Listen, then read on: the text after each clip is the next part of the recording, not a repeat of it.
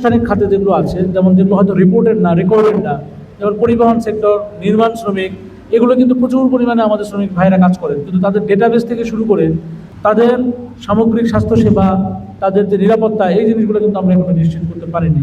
এটা নিয়ে কিন্তু আমাদের কাজ করার বিষয় আছে। আমাদের শ্রমিক ভাইদের জন্য সামাজিক সুরক্ষা আমরা এখনো নিশ্চিত করতে পারিনি। আমাদের তাদের স্বাস্থ্য যে সহযোগিতাগুলো, সেগুলো আমরা এখনো করতে পারিনি। আমাদের যে জরিপ আছে, বিবিএস বাংলাদেশ জরিপ, যেটা 2022 সালে হয়ে গেছে, এখানে বাংলাদেশে প্রায় 35 লক্ষের মতো শিশু শ্রমিক আছে। এই শিশু শ্রমিকদের সুরক্ষা কিন্তু আমরা এখনো নিশ্চিত করতে পারিনি। এই জায়গাগুলোতে আমরা কাজ করে যাচ্ছি নিরলসভাবে, যাতে এই পরিবেশগুলোর যাতে আমরা উন্নতি করতে পারি। আপনারা জানেন যে আপনাদের এই শ্রমিক ভাইদের সুরক্ষার জন্য আমাদের বাংলাদেশ শ্রম আইন আছে, এরপরে জাতীয় শ্রম নীতি আছে, এরপরে শিশু শ্রম নিরসন নীতি আছে। আইন সবই কিন্তু আছে আমাদের। এখন দরকার সেটা হচ্ছে কি আমাদের এগুলো কার্যকরভাবে বাস্তবায়ন এবং তদারকি করা।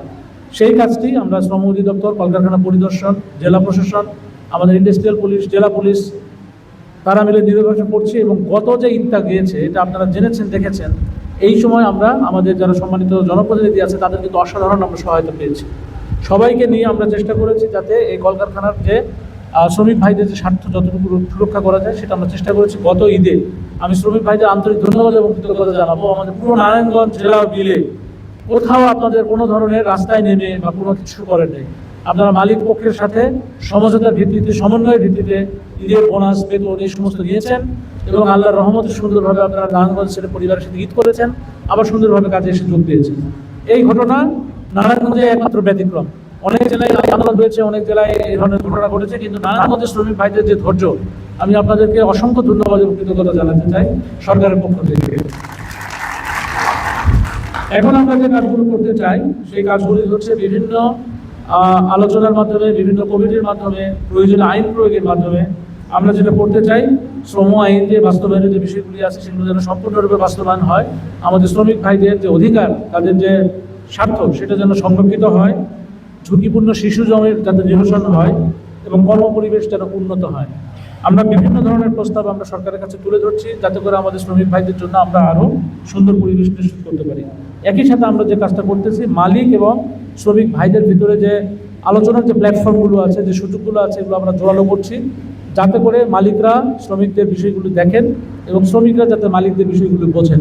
পারস্পরিক সহযোগিতা এবং সম্পর্কের মাধ্যমে মালিক এবং শ্রমিকের একতা এবং তাদের যে ঐক্য, এইটা থাকলেই এই ইন্ডাস্ট্রি সেক্টর থেকে শুরু করে সব কিছু যেমন এগিয়ে যাবে, জাতীয় অর্থনীতিতে তাদের অবদানটাও যেমন বাড়বে, ঠিক একইভাবে আমরা আমাদের সকলের জন্য একটা সুন্দর পরিবেশ নিশ্চিত করতে পারবো। এখন আমাদের যে চ্যালেঞ্জগুলো আসছে, সেই চ্যালেঞ্জগুলো করতে গেলে আমরা কী করতে পারি? আপনাদের ম্যাক্সিমাম জায়গাতে 8 ঘন্টার কর্মপরিবেশ, এটা কিন্তু নিশ্চিত হয়েছে, কিন্তু এখনও সব জায়গায় কিন্তু সিকিউরিটি, অর্থাৎ আপনাদের সেফটি, সেটা কিন্তু নিশ্চিত হয় না। সেটা নিয়ে আমাদের কাজ করতে হবে। আমাদের মাননীয় সংসদ সদস্য মহোদয় বলেছেন যে আইটির ব্যবহারের কারণে অনেকের কাজের পরিবেশটার সুযোগটা কমে এসছে। আগে যেখানে 20 জন মানুষের কাজ, এখন একজন হয়তো মানুষই করে ফেলছেন। এই জায়গাতেই আমাদের বিষয় আছে, আমাদের প্রতিটি শ্রমিককে প্রশিক্ষিত হইতে হবে। আসলে সামনে যে চতুর্থ শিল্প বিপ্লব আসছে, এটাতে হেভিলি মেশিন নির্ভর হচ্ছে কি আমাদের ইন্ডাস্ট্রি কিন্তু হইতে যাবে। তো সেটা উপলক্ষে যদি আমরা আমাদের শ্রমিক ভাইদেরকে সরকারের পক্ষ থেকে এবং আমাদের যারা আমাদের মালিক পক্ষে যারা প্রতিনিধি আছেন, তারা মিলে যদি চেষ্টা করে শ্রমিকদেরকে প্রশিক্ষিত আমরা না করি, একটা সময় দেখা যাবে যে আমাদের কিন্তু অনেকেরই এই যেহেতু কাজ থাকবে না, তখন কিন্তু একটা বিষয় সামাজিক একটা অস্থিরতা তৈরি হতে পারে। সেই জন্য এই প্রস্তুতি কিন্তু আমাদের আগে থেকে শ্রমিক ভাইদের যেমন শ্রমিক সংগঠন যারা, তাদেরকেও সচেতন হতে হবে শ্রমিক কথা বাড়ানোর জন্য। একইভাবে মালিক পক্ষ এবং সরকারের দায়িত্ব এইটা করা।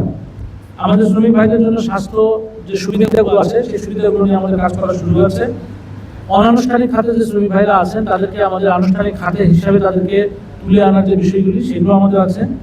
সকল ক্ষেত্রে আমাদের নারী এবং পুরুষের যে সমতা, সেই সমতা নিয়ে আমাদের কাজ করার সুযোগ আছে। এবং আমাদের যে শিশু শ্রম যেটা ফ্যাক্টরিগুলোতে হচ্ছে, এই শিশু শ্রম থেকে আনার দরকার। কারণ আজকের শিশু যদি সঠিকভাবে গড়ে না ওঠে, সে যদি শিক্ষিত না হয়, প্রশিক্ষিত না হয়, দক্ষতা যদি না হয়, তাহলে পরবর্তীতে গিয়ে সে কিন্তু তার সংসার, তার অর্থনীতির প্রতি অবদানটাও কমে আসবে। তো সেই জন্য এটা আমাদের দরকার। আমরা যেটা চাই ব্যক্তিগতভাবে আমার বা আমার প্রশাসনের অথবা আমাদের যারা সরকারের, যেটা বর্তমান সরকারের যেটা চাহিদা, সেটা হচ্ছে শ্রমিককে উন্নয়নের অংশীদার হিসেবে বিবেচনা করতে হবে। শ্রমিক কেবলমাত্র মেশিন না, যে সে সকালবেলা যাবে, সারাদিন মেশিনের মতো খাটবে আর সন্ধ্যার সময় বের হয়ে আসবে, সেটা এরকম না। আমাদের যে উন্নতিগুলো হচ্ছে, সেই উন্নতির একটা অঙ্গ হিসেবে আমাদেরকে শ্রমিকদেরকে বিবেচনা করতে হবে। এখন আমাদের যে বিষয়টি হচ্ছে যে আমরা দীর্ঘ যে বাংলাদেশের ইতিহাস সেখানে আমরা স্টাডি করে দেখেছি, বিশ্বের ইতিহাস স্টাডি করে দেখেছি, যদি শ্রমিকদেরকে আমরা উন্নয়নের অংশীদার না করতে পারি তাহলে কিন্তু উন্নয়ন আমাদের টেকসই হবে না।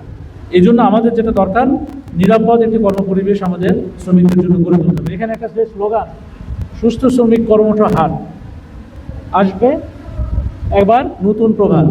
আচ্ছা, এখন যে বিষয়টা হচ্ছে যে সুস্থ তো বুঝতেই পারলাম, শারীরিকভাবে একটু সুস্থ থাকা। কর্মঠ মানে কি? কর্মঠ মানে সারাদিন শুধু কাজ করা না।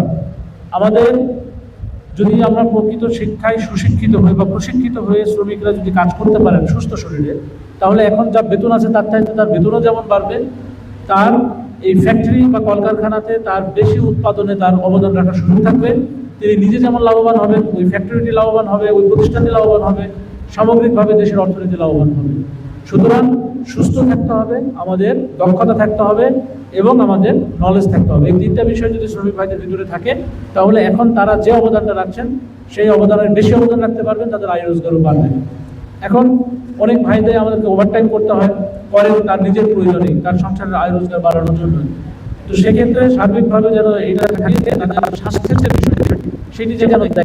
আপনারা হয়তো 25-26-30 বছর বয়সে বেশি সুস্বাস্থ্যের দিকে এই সময় এক্সট্রা পরিশ্রম করলে হয়তো আমাদের গায়ে হয় না, কিন্তু এটা কিন্তু আপনার 40 বছর 45 বছর বয়সে গিয়ে আপনার উপর একটা প্রভাব পড়তে পারে।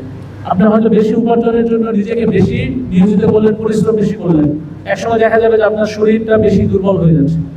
তো সেই জন্য আপনাদের খেয়াল রাখবেন যে স্বাস্থ্যের সকল মূল, নিজেদের স্বাস্থ্য নিজেদের সুরক্ষা সবার আগে নিশ্চিত করবেন।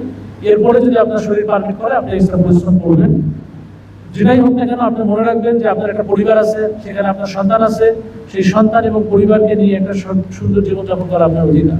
ঠিক একইভাবে আপনি যে কলকারখানায় কাজ করবেন সেই কলকারখানার নিয়ম নীতি মেনে সেখানেও আপনি আপনার যেটা গুরুত্বপূর্ণ যে অবদান সেটা যদি আপনি রাখেন, তাহলে আপনার পরিবার, আপনার প্রতিষ্ঠান, আপনার সরকার সব কিছু মিলিয়ে আপনি এই দেশের অর্থনীতিকে আপনি এগিয়ে নিতে পারবেন। যে কোনো চাইতে আপনাদের অবদান অর্থনীতিতে অনেক বেশি, কারণ আমাদের যে এই 80% কিন্তু এখন আমাদের জাতীয় অর্থনীতির আয় রোজগার হয় আমাদের এই কলকারখানার রিলেটেড যে প্রতিষ্ঠানগুলি আছে, আমাদের তৈরি পোশাক থেকে শুরু করে অন্যান্য যে ফ্যাক্টরিগুলো আছে। তাহলে আপনারাই তো দেশের সবচাইতে বড় চালিকা শক্তি। আপনারা সুস্থ থাকলে দেশ জাতি ঠিক থাকবে, আপনারা যদি অসুস্থ থাকেন দেশ জাতির কিন্তু আসলে সেভাবে উন্নয়ন টেকসই হবে না। বর্তমান সরকার এটা নিয়ে যে কতটা আন্তরিক আমরা বোঝাতে পারবো না। গত ঈদের সময় মাননীয় শ্রমমন্ত্রীর সাথে প্রতিদিন আমার ফোনে কথা হতো যে ডিসি সাহেব আপনার নারায়ণগঞ্জে সব ঠিক আছে কিনা। ডেডিকেটেড কমিটি করে দেওয়া হয়েছিল শ্রম মন্ত্রণালয় থেকে এবং তারা প্রতিদিন এই বিভিন্ন ফ্যাক্টরি পরিদর্শন করেছে, আমাদের শ্রমিক ভাইদের সাথে কথা বলেছে। বর্তমান সরকার এবং মাননীয় প্রধানমন্ত্রীর যে আন্তরিকতা, আমরা নিশ্চিত যে শ্রমিকরা যে কন্ডিশনে এখন আছেন তার চাইতে ভালো কন্ডিশন তাদের জন্য হবে।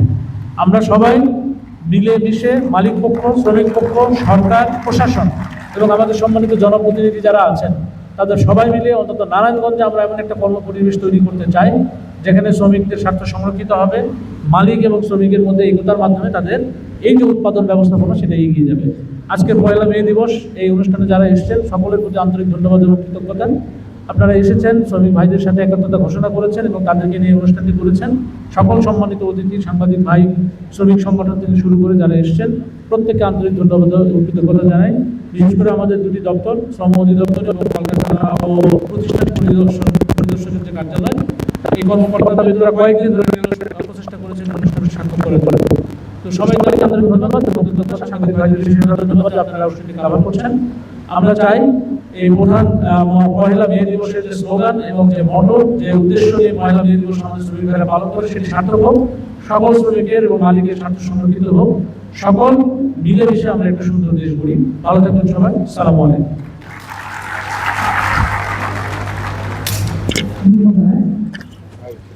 हमारे विशेषदा हमारे कला एमपी साहेबेर আর এই আমার সাউন্ড পুরো ইনভাইটেড সবাই